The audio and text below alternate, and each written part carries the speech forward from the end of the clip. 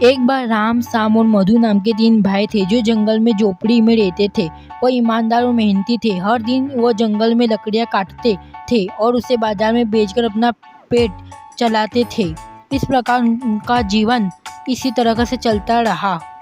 हालांकि तीनों भाई हमेशा दुखी और उदास रहते थे। भले ही वो एक अच्छा जीवन जीते थे, लेकिन वो दुखी थे। एक दिन जब राम और श्याम और मधु अपनी लकड़ियाँ काट कर बंडल लेकर जंगल में लौट रहे थे, उन्होंने देखा कि एक गरीब बूढ़ी औरत उसकी पीठ पर एक बोझ लेकर झुकी हुई थी। जब तीनों भाई दयालु थे, भाइयों ने तुरंत बूढ़ी महिला को कहा कि हम इस बोझ को आपके घर ले जाने में मदद करेंगे। राम, श्याम और मधु तीनों भाई उस बूढ़ी महिला को घर जाने में मदद किया। आखिर जब वो बूढ़ी महिला के घर पहुंचे तो वास्तव में बहुत चौंक गए, क्योंकि यह बूढ़ी औरत कोई साधारण महिला नहीं थी और इससे जादुई शक्तियाँ थी। तीनों भाइयों के दयालु स्वभाव को देखकर खुश होकर उन्हें कुछ पुरस्कार देने के लिए सोचा। राम ने कहा कि हम खुश नहीं हैं, बहुत सारे नौकर के साथ एक शानदार हवेली मुझे खुश कर देगी, ऐसा और कुछ नहीं जो मैं आपके पास चाहूँगा। श्याम ने कहा कि बहुत फल के साथ एक बड़ा खेत मुझे खुश कर देगा, तभी चिंता के लिए बिना खुशी से रह सकता हूँ। मधु ने कहा कि एक खूबसूरत पत्नी मुझे खुश कर सकती है, घर लौटने के बाद में उसका प्यारा सा चेहरा मुझे हल्का कर देगा और मैं दुख को भुला दूंगा। बूढ़ी औरत ने कहा, ठीक है, अगर यह सभी चीज़ें आपको खुशी देगी तो आप मेरे जैसे गरीब महिला की मदद करने के लिए हर तरह से उसके लायक है। घर जाओ, आपसे पर्यटक को वही मिलेगा जो आपने चाहा है। तीनों भाई आश्चर्य में थे, क्योंकि उसे महिला की शक्ति के बारे में नहीं जानते थे। फिर भी वो घर लौट आए और देखा कि एक विशाल हवेली थी जिसमें नौकर बाहर इंतजार कर रहे थे।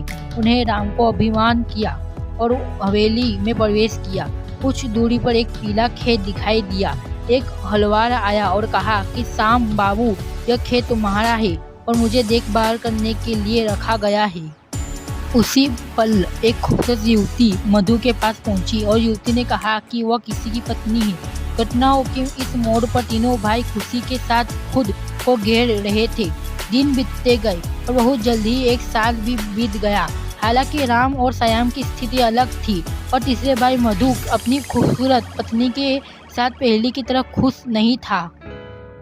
एक दिन उस तीनों भाइयों ने उस बूढ़ी औरत के साथ मिलने का फैसला किया और बड़ा भाई राम ने कहा कि उस औरत के पास जादुई शक्तियाँ हैं जो कि हमारे सपनों की हकीकत में बदल देती है। हालांकि अब हम खुश नहीं हैं, हमें उस औरत के पास जाना चाहिए और उससे मदद लेनी चाहिए। फिर भाइयों ने बूढ़ी औरत के पास आए और उसका अभिवादन करते हुए पर्यटक भाइयों ने कहा कि वह फिर से दुखी हो गए। कृपया करके हमें बताएं कि हम एक बार और कैसे खुशी हो सकते हैं। बूढ़ी महिला ने जवाब दिया कि यह सब आपके हाथ में है। देखो, जब मैं आप तीनों की इच्छा पूरी की थी तो आप बहुत खुश थे। हालांकि खुशी कभी भी बहुत महत्वपूर्ण चीज़ों के बिना नहीं रह सकती। पहले आप तीनों बहुत खुश थे लेकिन संतुष्ट नहीं थे और अब आप फिर से दुखी हो गए।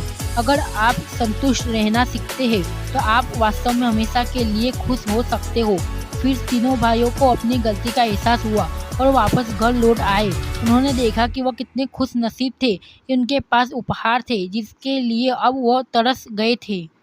नैतिक शिक्षा, हमें जो मिला है उसमें हमेशा खुश रहना चाहिए। कुछ सामान्य चीज़ों के लिए दुखी होना गलत है।